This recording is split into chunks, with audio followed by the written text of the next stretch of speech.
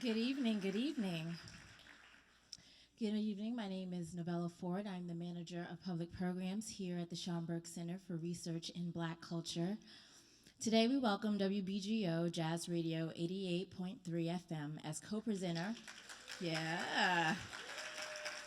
As co-presenter of tonight's screening of The Case of the Three-Sided Dream, a documentary on the life, music, and legacy of Rahsaan Roland Kirk. Please welcome John Newcott, Director of Donor Development at WBGO.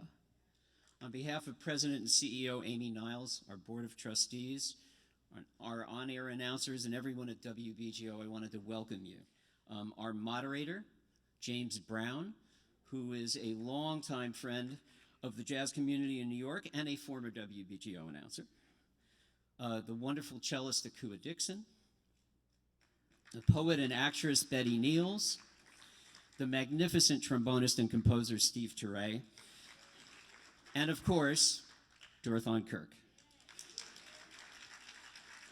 Thank you again so much for coming. This means a lot to both the Schomburg Center and to WBGO, and we hope that this is the first of many collaborations together.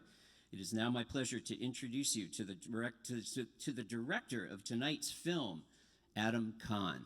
So that's what you're going to see is a lot. You're going to get your nickel's worth of Rahsaan tonight, for sure. Thanks for coming, and enjoy the film.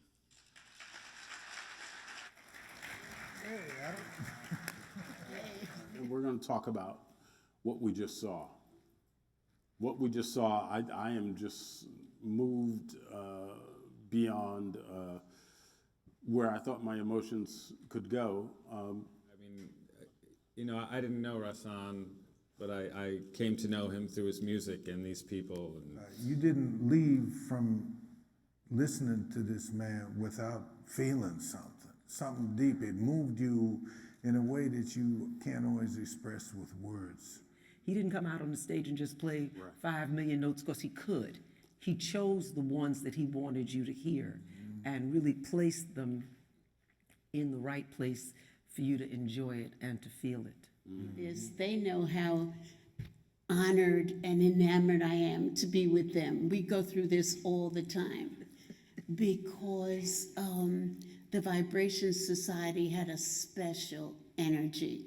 And we always give a shout out to Dorthaan, whether she's with us or not, for not just keeping his music going, but spreading the wonderful classical music everywhere. So that's to her. The person that I knew was the person that had just played a gig in DC, and his friend's grandmother had invited us for dinner, and she had made this wonderful steak, and she had this recipe, and he wanted me to go home and duplicate it just like she did. Right. But when I played in a small group with him, we didn't have no written music. He'd show you the tune, he'd play it for you and show it to you, and I'd listen and play it, and he'd show me my part, and I'd learn it, and that was it. You just go hit. Being in his environment where he would play something, and he had this organ with 5 million keys and the foot pedals, and he'd play it, and I'm sitting at the piano, and I'd have to write it down, and he said, "Did you get it?" And I said, "Yeah, I think I got it." He said, "Play it back." So I said, I'd try to play it back on the piano. I said, "Is that it, Rahsaan?" And I would say most of the time, he said, "Almost." He would have an electric drill and wanted me to help him drill a hole in the floor. And right now, and Betty can tell you, our bedroom was on the second floor up over the music room, and there is still the hole in the floor where he drilled it because the amplifier and the LPs were downstairs, and he wanted to run a speaker wire through that hole to the second floor. And this is really the truth.